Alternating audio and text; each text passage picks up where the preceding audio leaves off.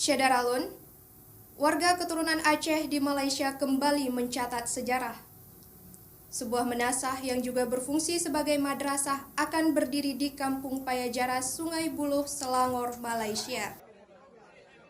Peletakan batu pertama pembangunan Madrasah Muhajirin Al-Asy berlangsung pada Kamis 17 Desember 2020 hari ini.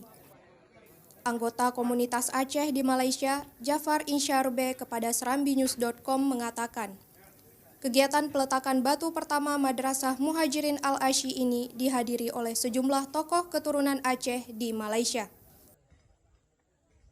Ketua Komunitas Melayu Aceh di Sungai Buloh, Tengku Saifuddin Ali Mahmud, mengatakan, madrasah ini akan dikelola atau dipimpin langsung oleh komunitas Aceh di kawasan Sungai Buloh. Ia berharap kehadiran Madrasah Muhajirin Al-Asy ini akan semakin mempererat ukhuwah antar sesama warga keturunan Aceh maupun dengan masyarakat Melayu tempatan. Berkenaan dengan program yang telah kita nampak bersama ini, yaitu program pembangunan Madrasah Muhajirin Al-Asy untuk pengetahuan tuan-tuan dan puan-puan dan para penonton atau pemirsa yang ada di luar sana. Ya, inilah tempat yang tuan sudah nampak.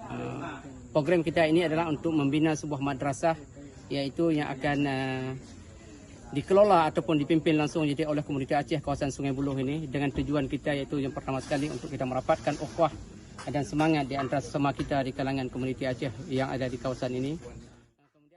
Tengku Saifuddin juga menyampaikan, banyak keturunan Aceh di kawasan Sungai Buloh ini telah menjadi rakyat Malaysia, sehingga diperlukan sebuah lembaga pendidikan agama agar generasi Melayu, terutama keturunan Aceh, tetap punya jati diri sebagai seorang Muslim yang berpendidikan dan berakhlak.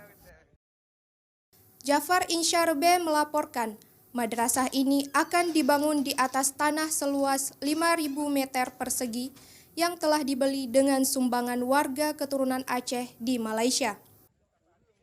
Diperkirakan anggaran pembangunan sekitar Rp350.000 Malaysia atau sekitar 1,2 miliar rupiah. Dari Kuala Lumpur, Malaysia, Syedaralun, Jafar.